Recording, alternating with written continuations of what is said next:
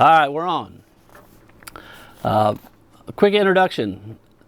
This is part of my life. I realized years ago that something happened very special. Found my faith, and in that process, I found that I'd been connected for a long time. What am I doing? Not looking? Well, you're looking at your brother. Yeah, you're not looking at me. I got to look at the camera? No. Okay, okay. All right, but I should a little bit. I'll look at you too. I'm going to mainly just read what I have written down. Hopefully I can bring that out. But first, the first part of this is my interpretation of living fearless, what Jamie's given me in the last couple of months as we've started this journey. First thing that came to me was wisdom.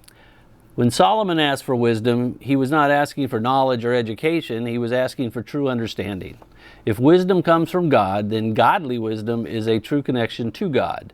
So, if everything is connected to God, and God created everything to be connected, then God holds everything together. Separation is the opposite of connection. So we can be separated from God. That's really a question. So can we be separated from God? If God holds everything together by connecting everything, this means that true separation from God cannot exist. God will always be connected to us, never separated from us. However, we can separate ourselves from God. The story of Adam and Eve explains how we see and interpret everything through the connection and separation worldviews. When I speak of worldviews, I'm talking about the lens we basically look through. As we look through these lenses, we have a perception or a belief or a bias. What we've learned through Living Fearless is there's two main worldviews, connection and separation. Adam and Eve explained it very well. Before Adam and Eve's transgression, Adam and Eve were connected to everything, especially God. Adam and Eve's separation occurred immediately after their act of defiance. God gave explicit instructions concerning the tree, don't. What occurred next? They separated themselves from God. Adam and Eve's separation occurred immediately after the act of defiance.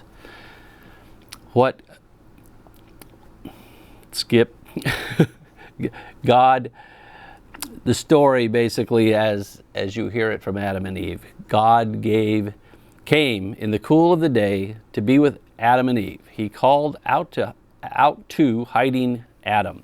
Where are you? Though he knew very well where Adam was, Adam responded, I heard the sound of you in the garden, and I was afraid because I was naked, so I hid myself. Naked, afraid, and hidden. What changed? Adam's thinking changed. That's what. Adam separated himself, blaming Eve and condemning himself. Afraid, fear, naked, vulnerable, hidden, removed. God did not separate from him. He separated from God. What happened next reveals connection, love, and separation, condemnation. God's tough love, connection, created severe consequences for both Adam and Eve's disobedience. Then God sacrificed animals for their skins to cover Adam and Eve as they were cast out of the garden. God remained connected to them, but they believed God separated himself from them. The separation worldview started in the garden and continues today. Identity. Operating in our true identity or answering the name God gave us that God calls us by is our purpose. Does God have a name he calls us? No. See, this is where we could get a little interactive. Does God have a name that he calls us? Answer. Yes. Yes. Yeah. Yes. I know, see, this will really be fun later. I know that others have names they've called me. I know I have names I've called myself. Yes, sir. I know now God has a name for me, and when he speaks to me, he uses that name, which is my true identity. There are many Bible story examples of God giving individuals new names, or was it their identity that God gave them? I think the latter. One such story illustrates this concept very well. God changes Abram to Abraham and Sarai to Sarah, demonstrating the significance of identity. God has a purpose and an identity for each of us. The Abrahamic story reveals how God helps us understand this spiritual fact. God's plan, purpose, identity for Abraham, father of many nations, is his true identity. These events took time, and after many missteps, at the age of 99, God speaks to Abraham in his true identity. Abram now completes his purpose. He and Sarah would have a baby. His name is Isaac, giving the world the first Jewish family and a lineage of the Jewish nation. His son with Hagar, Ishmael, began the lineage of the Arab nation. Abraham's connection to God and his true identity, father of many nations, is the purpose, the plan, and his God-given destiny. Worldviews. The two lenses in which we see the world, we spoke about a little bit earlier, but are the connection worldview and the separation worldview. As said earlier, if God holds everything together by connecting everything, this means true separation from God cannot exist. God will always be connected to us, never separated from us. However, we can separate ourselves from God. If separation does not exist, then seeing the world through the lens of separation is a false view. Connection versus separation. We've given it other names. The connection to God is our kingdom view, and separation from God is our empire view. Kingdom, love, forgiveness, joy, peace. Empire, power, control, and fear. The separation worldview will take us away from God. We will pull ourselves away from God because we're living in a false identity.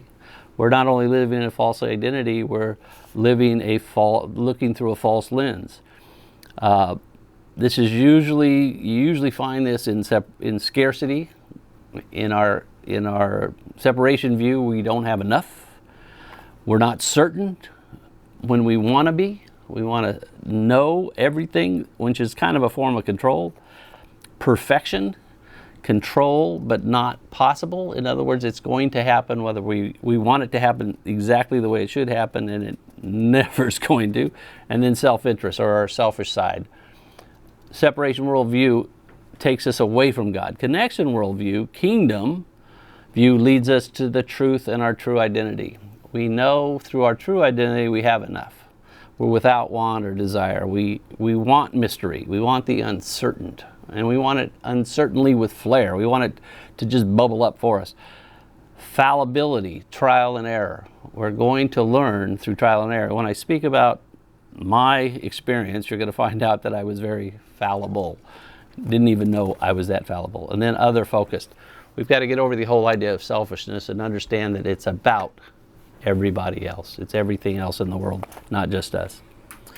Separation from God, the empire worldview, comes in many forms. A surefire way to cause separation is certainty and control. Certainty is the opposite of mystery, and our God is mysterious. When we just must know, it takes the mystery out of the equation and pulls us away from God.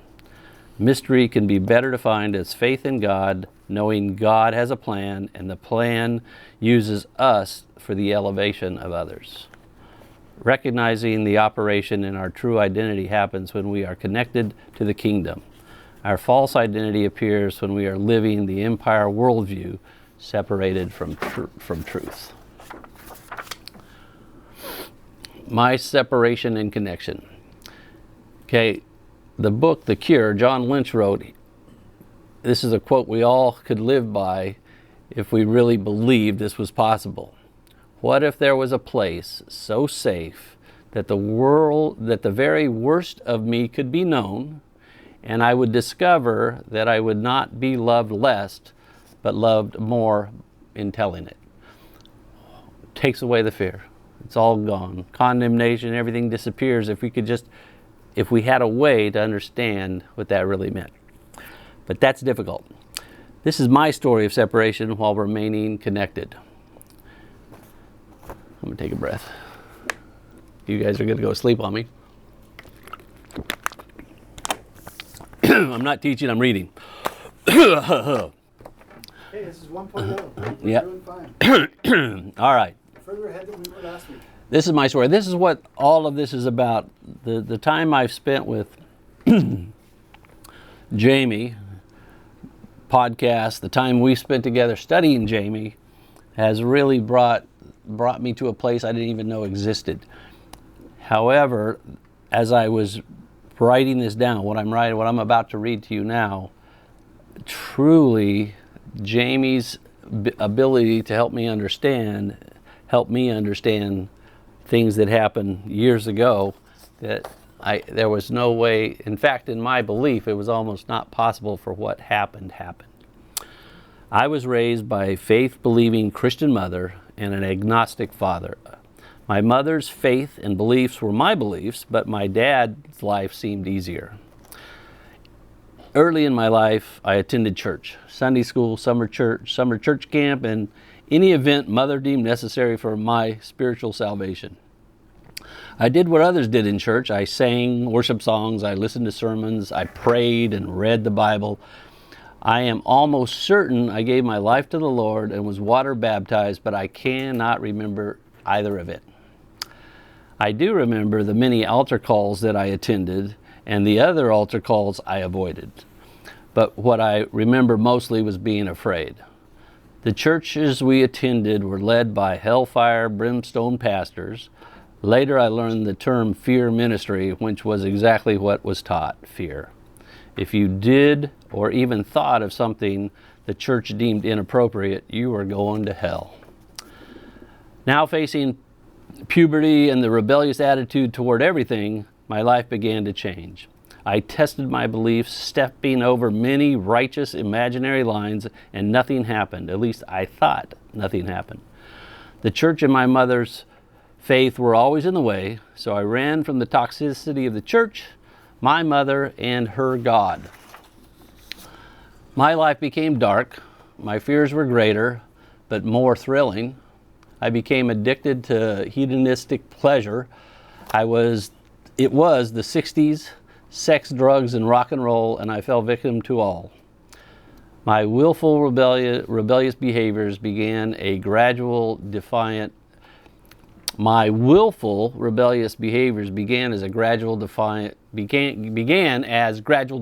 actions. We'll fix that later. Alcohol and marijuana in the 9th grade, advancing to harder drugs and larceny in high school. This continued into my early 20s when I and a few others went on a crime spree that should have ended with a lengthy prison sentence, which it did not, but for the grace of God. God speaks. That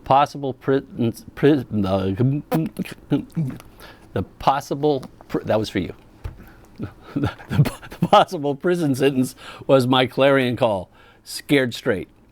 Time passed, and the threat of prison was diminishing. I met someone during this time. She did not know my past, but was aware of who I was. She overlooked my reputation and found the better person. She was part of the solution. When the threat seemed unlikely, she and I were married. In the next year, she gave birth to my son. This was really when I began growing up.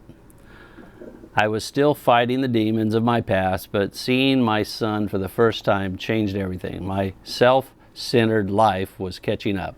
My lack of job experience and being a high school dropout made life much harder. The only notable change was my character. I was now living for a wife and a son, and more for others, less for myself. I floundered and failed for a couple of years, hoping for a future opportunity. Working 2 jobs and barely getting by, the opportunity arrived. The U.S. Navy. The 2 determining events in my life, initiating a true course correction, was meeting my wife and the U.S. Navy. To accept this opportunity, I had to complete high school, GED, and leave my family for basic training. Here are the results of those actions. I retired from the U.S. Navy after 20 years with a pension. I completed an associate's degree, a bachelor's of science degree, and a master's of arts degree while serving in the U.S. Navy. I know now God has a name for me, and when He speaks to me, He uses that name, which is my true identity, teacher, seeker. Jamie Winship gave words, vocabulary that helped me understand the spiritual events in my past. I had an experience that was unexplainable. As I tell this part of my story, many of you will not understand. Some of you will not believe it possible. However, it was what it is connection. Raised in a legalistic religion, the term used for my departure from the church and faith was backsliding, which by this definition I almost assuredly did. Based on the legalistic religious definition of a Jesus follower, my connection to God seemed like a square peg in a round hole. My identity, teacher, seeker, makes a lot of sense. More so in the past. Now retired and not teaching formally, the identity seems past tense. That's not God's idea. I have a purpose, and God's will be done. God speaks. Remember, I was scared straight. I was unaware of the character changes. I was a new father in the Navy and following the rules. Following the rules, that was the monumental character change which served me well. I was thrusted back into learning, GED prep, basic training, and corpsman school, and I was good at it. Then to my first duty station, where I realized that my learning had just started. This is also where and when the identity seeker began. I was working on a pediatric oncology ward where the untimely death of children occurred. How is this fair? I needed a reason, and it wasn't my faith. Running away from Jesus, I found Carlos Castaneda's books. His teaching of shamanism and sorcery. His teaching as a spiritual experience was me definitely seeking a spiritual path. During this time, I also read J.R. Tolkien's trilogy, The Hobbit and The Lord of the Rings. Yes, I was seeking. I never received a good answer for why children suffer having two little ones of my own, but I did believe there was a better life after death. The next episode in Teacher Seeker came at my next duty station, Camp Pendleton. It began with a Marine Corps boot camp for corpsmen. Not pleasant, but educational. I learned that the Navy boot camp training was summer camp. When judged against Marine Corps boot camp, often fearing that I might fail, I pushed through successfully. My life after training slowed down, and I began a new career as a medical laboratory technician. Working in a medical clinic on Camp Pendleton, God showed up. God showed up. What? Before I go further, know that I'm speaking in retrospect. At this time, I wasn't looking for or could have recognized God in my life. My belief was in a hidden force governed by the universe, closely aligned to karma. But in retrospect, God did show up. He provided me with an alcoholic senior chief to mentor me, not spiritually, for my career. God needed me to be successful for what's to come. To accept this opportunity, I went there. Senior Chief Smith, I got to get my pages right. Senior Chief Smith, mentor extraordinaire, taught me basically a type of training called trial and error. He allowed me to make mistakes and then guided me to the correct outcome. This is a particularly painful way to learn, but it is very effective. The results of his tutelage were that I was promoted early for the next 3 promotions and received multiple military awards. Satisfied for a while, but becoming restless, I requested and was awarded a seat in a 12-month medical laboratory technician program. In this program, I earned an associate's degree and an MLT license. I earned the degree. I to earn the degree, I had to attend evening courses required by the degree granting college, but were not required to complete the Navy program. Only those who wanted the degree needed to attend the extra courses. The seeker plate was full, so I thought. During this time, I discovered the Tao Te Ching. The Tao Te Ching, a philosophy leading me closer to faith. The Tao pushed me towards Buddhism and other Eastern religions. Little did I know that I was operating in my true identity, seeker. My life, my relationships, the career, all in sync. This is when I developed my personal philosophy, I'm right where I'm supposed to be. This was my guiding philosophy until I found faith in Jesus, but during that time it served me well. Please understand, I was living my true self because God and I were connected. I had separated myself from Him, but He never separated Himself from me. My character was living in the kingdom principles of love, peace, patience, joy. The kingdom principles was my connection. I soon realized that I was in charge of my destiny. No more excuses, no more lies. God began teaching me by the trial and error method. I knew when I was operating in kingdom principles. I knew when I was compromising. Back up a second. I knew when I was operating in kingdom principles, and I knew when I was compromising. I knew because the outcomes. When the outcome was good, sometimes miraculous, kingdom.